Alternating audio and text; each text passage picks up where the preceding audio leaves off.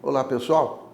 Essa semana começou da pior forma possível. Eu me refiro ao massacre que ocorreu na favela de Paraisópolis, em São Paulo, a cidade onde eu moro.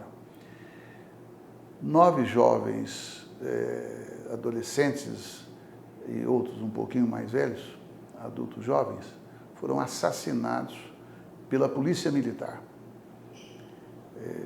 Houve quem de pronto criticasse, pelo óbvio, uma intervenção tão desastrada, tão cruel, que enlutou 9 famílias e interrompeu a vida de pessoas tão prematuramente. Qual era o crime deles? Nenhum. Estavam num baile, numa festa, tentando se divertir, o que é próprio da idade especialmente. Tanto é que tinha jovens vindos de outros locais, a família nem sabia, como vocês devem ter lido, como eu li, e acabaram morrendo nessa atividade que qualquer ser humano tem direito. A polícia sempre dá a sua versão. Inventaram uma história que ninguém sabe se é verdadeira, que não justifica, nem tampouco explica o ocorrido. Dizem o quê? Que 2 suspeitos teriam sido ou abordados, ou tentativa de abordagem por parte da polícia. Eles fugiram, entraram no meio da festa, então a polícia foi lá para pegar 2 indivíduos, que eles não definem, não dizem quem é, porque não sabe, claro, não dão descrição nenhuma, claro, no meio de 5, 10 mil pessoas, sei lá quantas pessoas estavam lá. Bom, o que teria provocado então o corre-corre, onde também dizem, né, que os jovens morreram pisoteados. Antes que eu me esqueça, uma mãe apresentou a bermuda do seu filho falecido, dizendo o seguinte: meu filho foi assassinado porque ele não foi pisoteado. E de fato, pela foto, a gente não vê nenhum sinal de pisoteamento, nada. O que teria provocado a correria que levou todo mundo para 2 vielas e ali eles morreram, e outros saíram feridos, outros apanharam. E tem uma declaração, várias declarações muito tristes, de uma irmã dizendo: a nós só restou enterrar. Ninguém está fazendo nada, quem está investigando sou eu.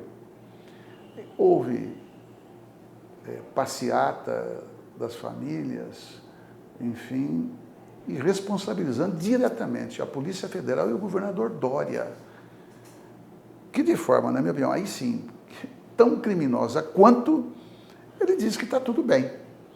Aí, dado que a impressão que eu tenho é que ele governa só olhando a pesquisa, então ele agora vai convidar as famílias para uma conversa. Acho que tem gente no governo do Estado de São Paulo que, pelo menos, tem a intenção de fazer uma apuração séria. Tanto é que o líder do governo na Assembleia Legislativa já atacou o ouvidor-geral da polícia, que está lá há muitos anos, o Mariano. Nesse sentido, nós só temos que nos solidarizar com a família. Cada vez mais eu me convenço que a lei de abuso de autoridade é frágil frente ao que ocorre contra a população pobre, negra, LGBT e outros, qualquer um está sujeito desse país. Aqui em Brasília, um médico foi assassinado, também numa situação obscura, como sempre ocorre. É um médico, portanto, chega na classe média também, que às vezes acha que não vai chegar, não é? Então, a nossa solidariedade, apoio, e nós precisamos reorganizar a sociedade, porque os agentes públicos não podem usar da sua prerrogativa em qualquer nível para chegar ao absurdo do assassinato.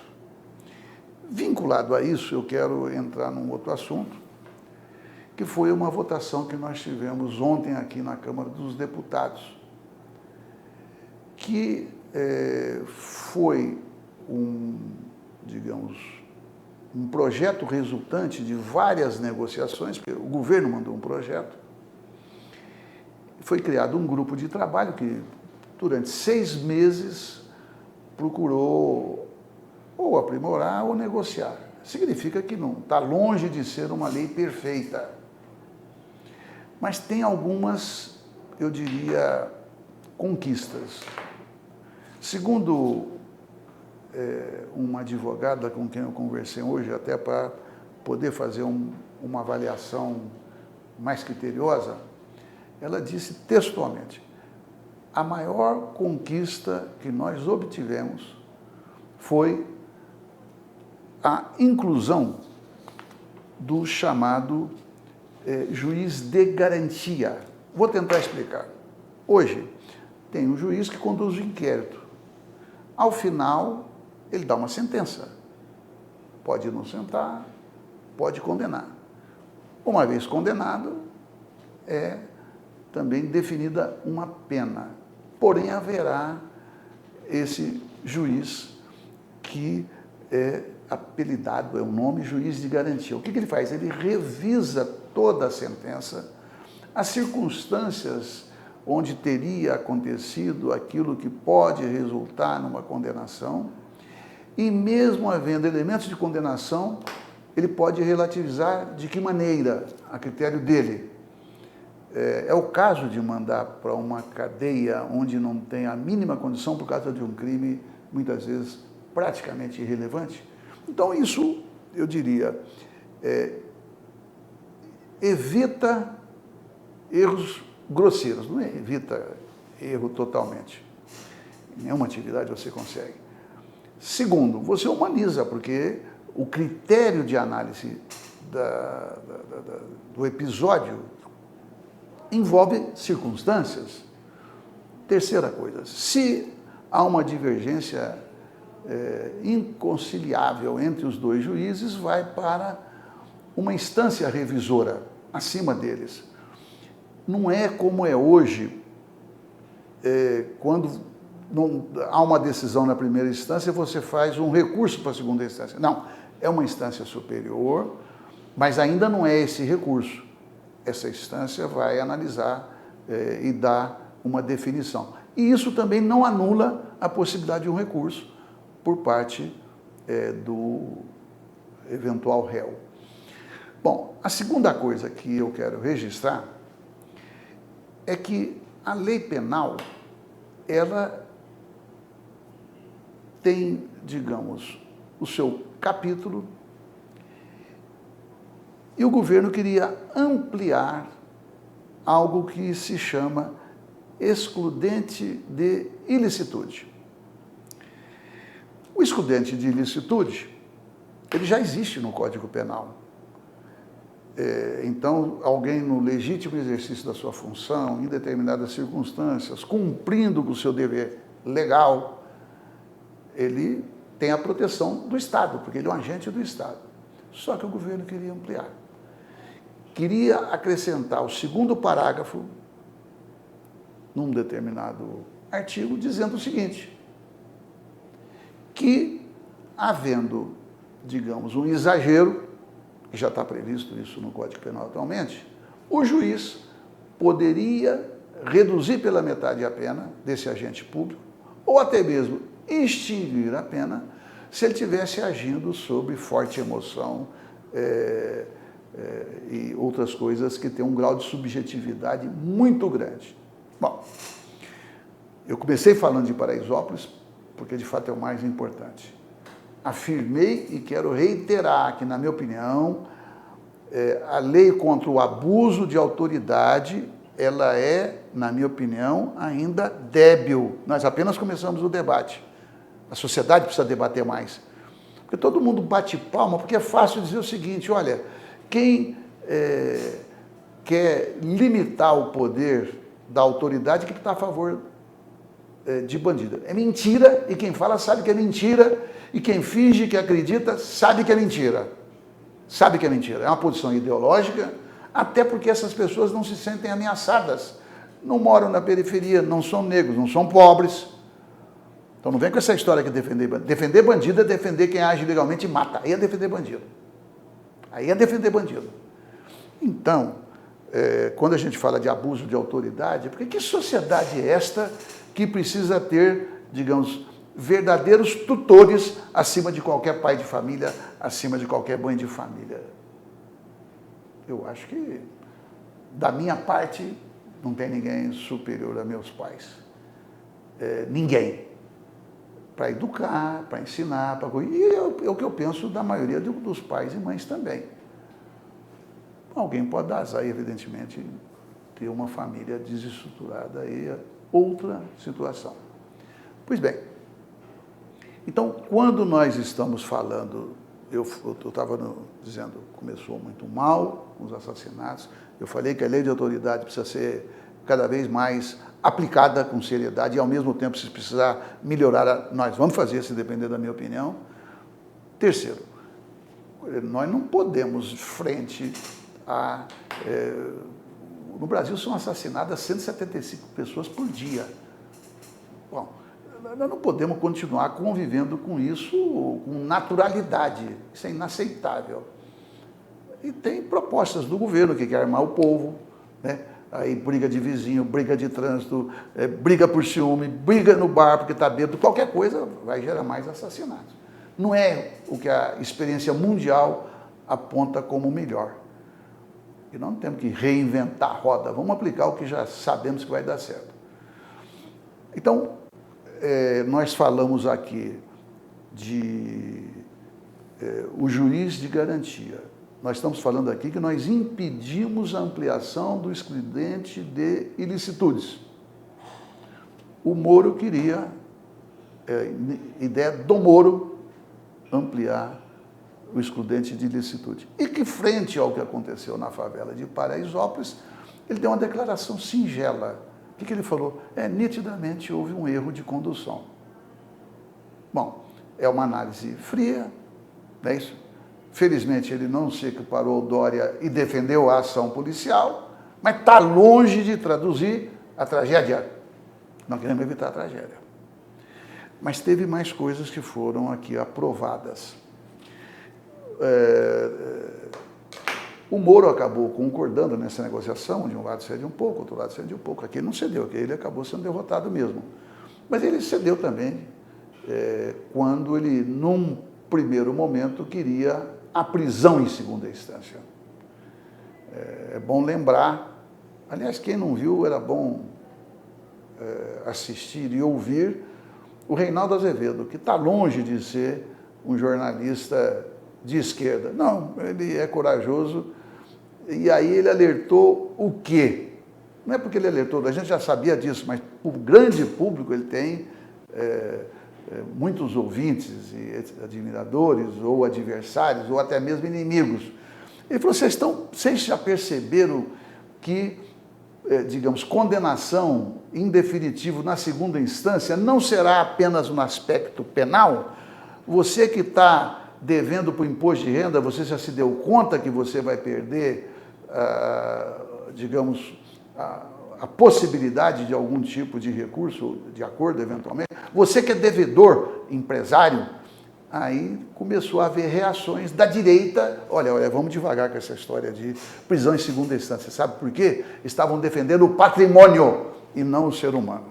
O patrimônio. Então, não foi por acaso também, na minha opinião, que o Moro recuou. Porque isso chegou no pessoal da grana. Opa, eu vou ter que pagar. Como é que eu fico com o meu sagrado, entre aspas, refis, que só nos últimos 10 anos deve ter tido mais de 40 refis, perdoando multa, dívida, e parcelando por 10, 15, 20 anos e por aí vai. Bom, então a prisão de segunda instância também caiu. Deixa eu ver se está faltando alguma coisa aqui. Ah, sim. Foi aprovado, e isso me preocupa, aquilo que existe nos Estados Unidos, com nome em inglês, aqui chama-se acordo penal. O que é o acordo penal? O sujeito está lá sendo investigado. O delegado ameaça, o Ministério Público ameaça. Ameaça que eu falo é o seguinte, você vai pegar uma cana de 40 anos aqui, se você não confessar. Bom, numa circunstância dessa, se ele confessar o crime, ele tem a pena reduzida. Parece bom. O que eu quero alertar é que pode ser péssimo. Ele pode ser o inocente, seja no Brasil, seja nos Estados Unidos, onde isso existe. 3 ex-jovens ficaram presos 36 anos, acusados de ter matado, à época, um moleque de 14 anos na escola, e finalmente ficou provado que não foram eles. 36 anos, saíram de lá, cinquentões, cabelo branco. Ou seja, é preciso, de todas as maneiras, aprimorar. A minha preocupação, então, é que o sujeito acabe confessando sem dever, por temer uma pena muito grande. Outra coisa que eu queria comentar com vocês é que o Bolsonaro mandou um projeto de lei de número 6.159/2019 no dia 24 de novembro para a Câmara. Portanto, às vésperas do dia 3 de dezembro, que é o Dia Internacional das Pessoas com Deficiência. Mais inoportuno, mais cruel, impossível. Porque ele simplesmente propõe alterar uma lei que garante cotas nas empresas acima de 100 trabalhadores para pessoas com deficiência, sejam elas leves, moderadas ou graves. Bom, nós temos cerca de 860 mil deficientes no Brasil na condição de poder trabalhar e precisar trabalhar, obviamente. Destes, deve ter em torno de mais ou menos, os números que eu pesquisei não coincidem, vou colocar, em média, 450 mil empregados. Portanto, tem cerca de 400 mil procurando empregos. Mas o que é que o Bolsonaro arrebenta com as cotas? É que ele autoriza as empresas, ao invés de contratar, pagar uma multa de 2 salários mínimos por aquela vaga. E as empresas, de maneira geral, preferem pagar do que empregar alguém com deficiência. Olha que crueldade. Proposta do governo. Ele arrecada dinheiro e joga o deficiente no desemprego. Nada mais cruel. Qual é o argumento de fancaria, mentiroso, para enganar trouxa? É que eles vão arrecadar esse dinheiro e dar curso de formação para inserir o deficiente no mercado de trabalho. Mas se ele tira a principal arma que tem funcionado, especialmente a partir de 2015, ainda no governo Dilma, quando foi regulamentada a aplicação da lei, então alguém acredita que é o curso que vai garantir o local na empresa? Está cheio de gente com curso universitário não deficiente que não consegue emprego. Bom, e tentam fazer um trâmite de urgência. E eu era presidente da Câmara quando nós aprovamos aqui em 2008 este que é, digamos, um acordo internacional, que na época nós, junto com o governo, trabalhamos para que tivesse característica e força de um tema constitucional. Na minha opinião, esse projeto de lei não tem poder para alterar. Depois nós vamos consultar especialistas, já deve ter aí, inclusive, reportagens ouvindo os especialistas. Mas é isso, digamos, o que é o governo Bolsonaro. Para quem votou no Bolsonaro, eu quero saber se tem coragem os pastores, os padres, classe média, bem de vida, se acha que é justo jogar o deficiente definitivamente na miséria, sem a possibilidade real de ter emprego. Bom, eu gostaria, né, como sempre, a gente quer encontrar alguma coisa para comemorar.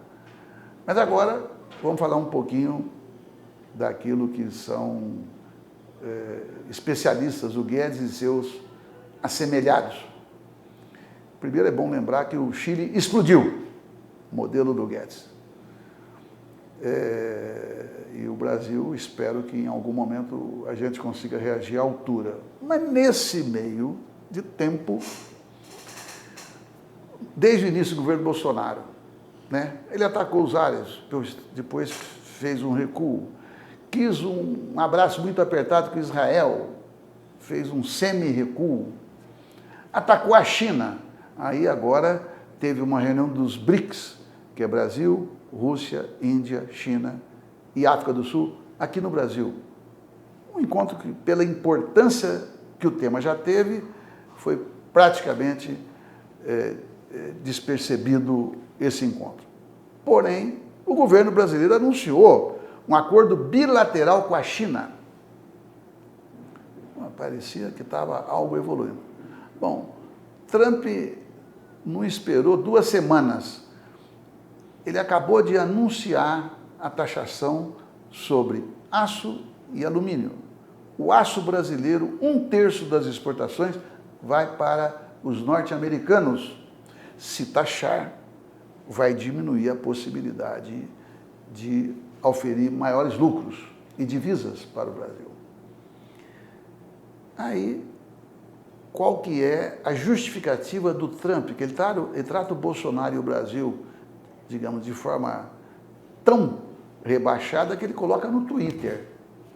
Ele não quer nem saber. E o que ele diz?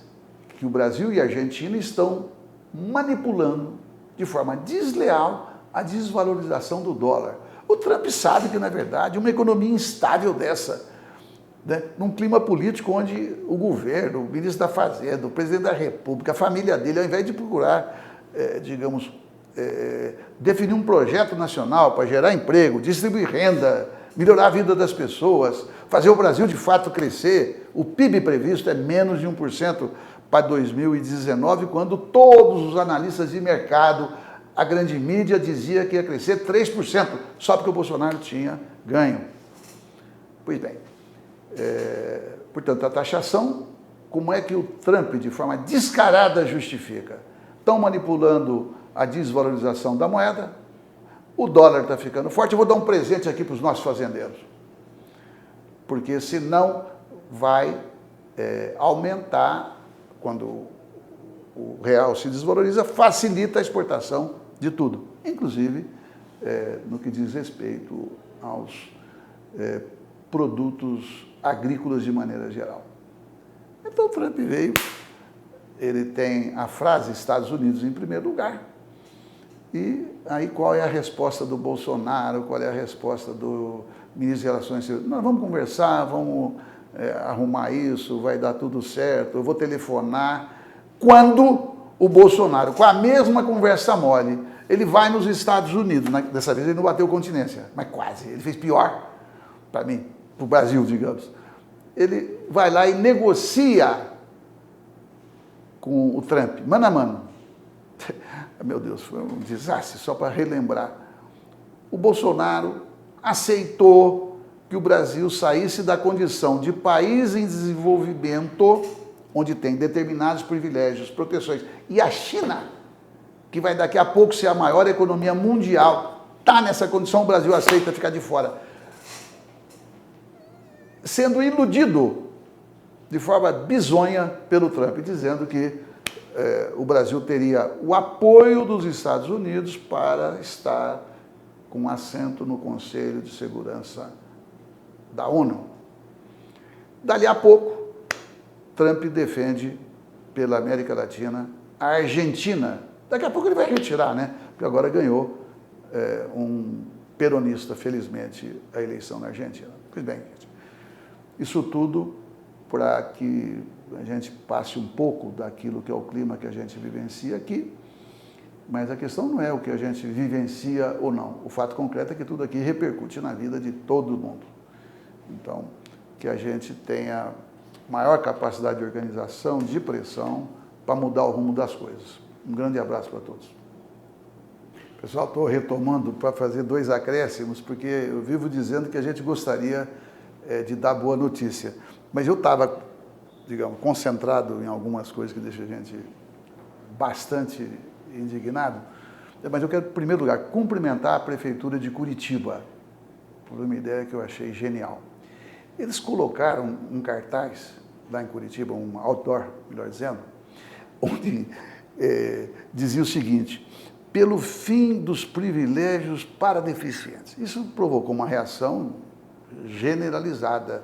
Os vereadores fizeram moção de protesto, as mídias sociais, todo mundo, com razão, mas sem saber a origem e o objetivo, atacava. E eu também, quando vi, fiquei indignado. Só que foi uma ação da prefeitura, porque olha só qual que foi a intenção. Eles divulgavam o seguinte: os itens pedidos pelo Movimento pela Reforma de Direitos são redução em 50% das vagas exclusivas para deficientes, fim das cotas para deficientes e empresas, redução em 50% de filas e assentos exclusivos para deficientes, fim da isenção de impostos na compra de carro zero, fim das cotas em concurso público, fim da gratuidade para deficientes. E por aí. Bom, e falava o seguinte: queremos, isso aqui é conceitual, né? Queremos parar de ser prejudicados por leis que privilegiam uma minoria e esquecem a maioria. Estas são nossas reivindicações que eu li antes. Bom, isso daqui está próprio do Bolsonaro, né? Do pessoal que mandou o projeto de lei. Está próprio para a extrema-direita brasileira, que desgraçadamente, como extrema-direita em qualquer parte do planeta, é violenta, não tem solidariedade nenhuma, arrogante. Então, quando eles fizeram isso daqui, todo mundo reagiu. Aí, depois que eles explicaram, disseram o seguinte: isso aí para vocês entenderem que essa afronta é aquela que os deficientes sofrem diariamente. Muito bonito, portanto, fiz questão de registrar isso. Mas aproveitando que voltei a falar, tem outra coisa que essa semana explodiu, que eu acabei esquecendo de comentar, que foi a disparada de preço, né?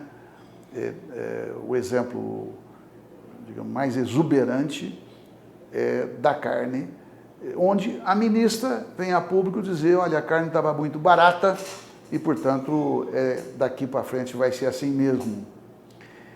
O que ocorreu?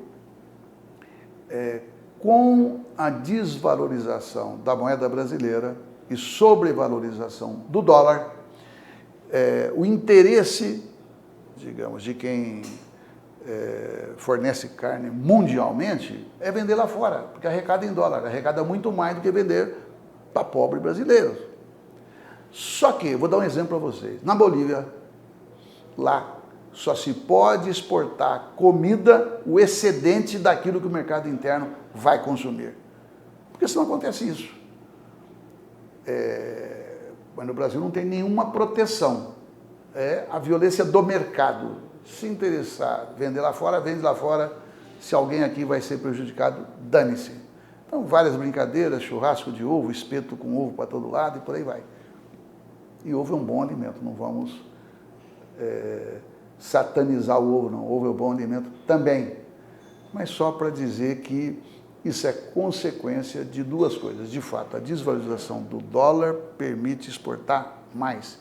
Fizeram contratos com o mundo inteiro. O mundo inteiro quer proteína, mesmo que não vá consumir de forma imediata. O Brasil não tem nenhum planejamento no atual momento, não tem nenhuma preocupação, portanto, salve-se quem puder, e é muito pouca gente que vai conseguir manter um padrão de vida, digamos, onde a alimentação básica seja também mantida. É uma pena, mas está acontecendo.